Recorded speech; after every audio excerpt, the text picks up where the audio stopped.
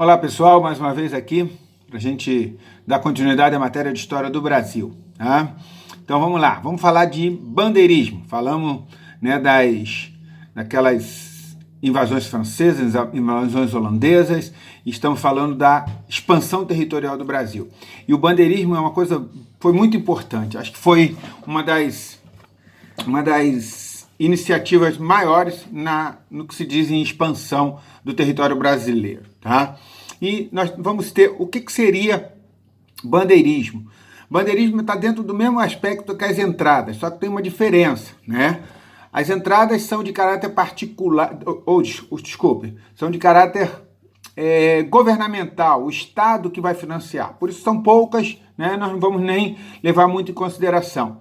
Mas as bandeiras não, bandeiras são de caráter particular, cada um vai fazer a sua. E é claro que os bandeirantes, também chamados de paulistas, porque, para você entender logo, as bandeiras saíram simplesmente de São Vicente, ali de São Paulo. Não existe bandeira saída de outro local, tá? Então, essas bandeiras elas vão esticar, né, o território brasileiro, vão expandir, vão ser, acho que, uma das maiores áreas que o Brasil vai aumentar em relação ao território de Tordesilhas, tá? Nós vamos ter alguns tipos, né, de bandeiras. O que seria um movimento bandeirista? Seria um movimento de expansão, né? Então nós vamos ter tipos de bandeiras, né?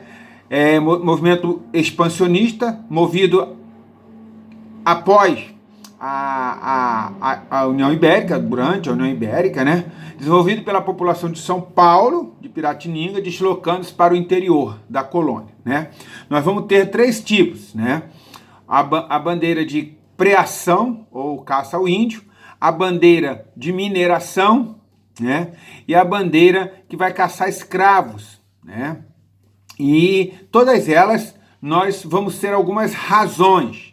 A decadência econômica de São Vicente é uma das razões. São Vicente foi a primeira vila nossa, mas com o passar do tempo São Vicente perde muita visão econômica, não vai ter trabalho e isso vai gerar que os habitantes dali procurem outras coisas a fazer. A pobreza e a miséria dos habitantes de São Vicente, por causa dessa condição, busca de novas riquezas, principalmente índios, para servir de mão de obra, tá? Escravos. O relevo e a vegetação de São Paulo, por serem bons, eles vão ser considerados também como fatores que vão ajudar na penetração para o interior. E a forma de viver do mameluco. Quem é o mameluco? Aquele cara que juntou-se, né? Que é a ação do homem português com o índio, né? E vai gerar esse mameluco, que é um aventureiro. Essa é a ideia. A bandeira é um tipo de aventura. Vou entrar, o que eu vou encontrar, o que eu vou ter.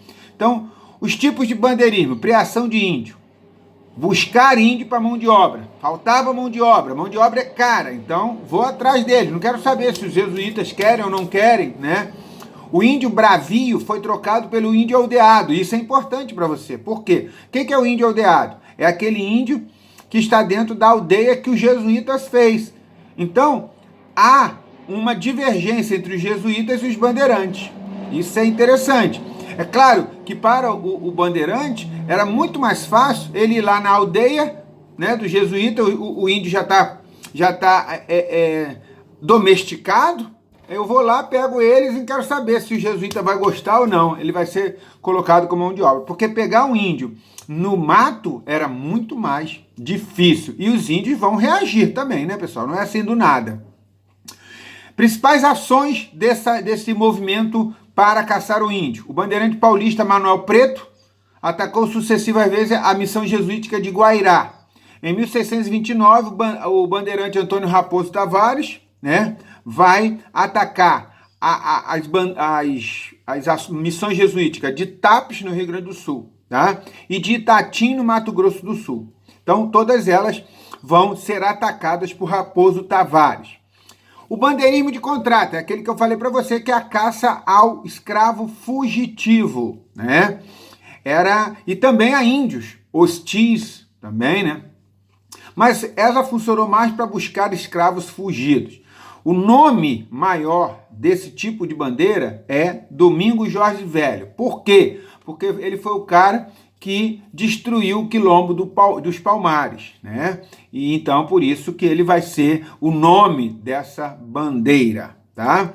E a outro tipo de bandeira. Nós já vimos a bandeira de caçar o índio para mão de obra, preação de índio, a bandeira de bandeirismo de contrato, que era para caçar índios ou principalmente os escravos fugidos, e agora a última, prospecção ou busca de ouro, também chamado de mineração, né? As principais ações são de Fernão Dias Paz, que era o chamado caçador de esmeralda. Diz a história que ele nunca encontrou nenhuma esmeralda, tá? Diz que achou turmalinas imaginando ser esmeralda, só que turmalina não tem o mesmo valor, né? Em 1690, nós vamos ter Garcia Rodrigues Paz, que era filho do Fernão Dias Paz, que vai anunciar a descoberta de jazidas auríferas também, né? Em 1663, nós vamos ter Antônio Rodrigues Arzão, que vai encontrar ouro em Caeté. Borba Gato, Vila Rica e Sabará. E aqui na nossa área, nós vamos ter Pascoal Moreira Cabral, que vai descobrir ouro em Mato Grosso, na área ali de Cuiabá, tá? Então, além disso tudo, desses tipos de bandeira, nós vamos ter um tipo de bandeira bem interessante que vai ser mais daqui na nossa área, que vai ser as monções. Então, entradas, bandeiras e agora as monções. Monções por quê? Eram grandes expedições fluviais que subiam e desciam o Rio Tietê, Paraguai e outros rios, né? Para buscar também ou índio ou ouro, principalmente. Mas o mais importante dessas monções é que elas, né, tinham um caráter mais comercial. Ela também servia para dar apoio às outras bandeiras que nós acabamos de falar, tá? Caráter explorador e comercial, à medida que abastecia os núcleos que se formavam nos sertões. Foram viabilizadas devido às grandes disputas nas áreas auríferas, tá? Pascoal Moreira Cabral foi um destaque, só que quando ele achou ouro em Cuiabá, ele parou de ser um comerciante e vai explorar o ouro, tá? Qual o significado do bandeirismo? De fundamental importância para a ampliação do território português na América, num espaço mais curto, os bandeirantes devassaram o interior do Brasil, arrebentando, explorando riquezas, tudo isso, e aumentou muito o território brasileiro. Tudo bem? Então essa é a ideia do nosso bandeirismo, tá? Pessoal, eu vou ficar por aqui, por quê? Porque os vídeos estão ficando muito grandes, isso demora muito para chegar no YouTube. Então,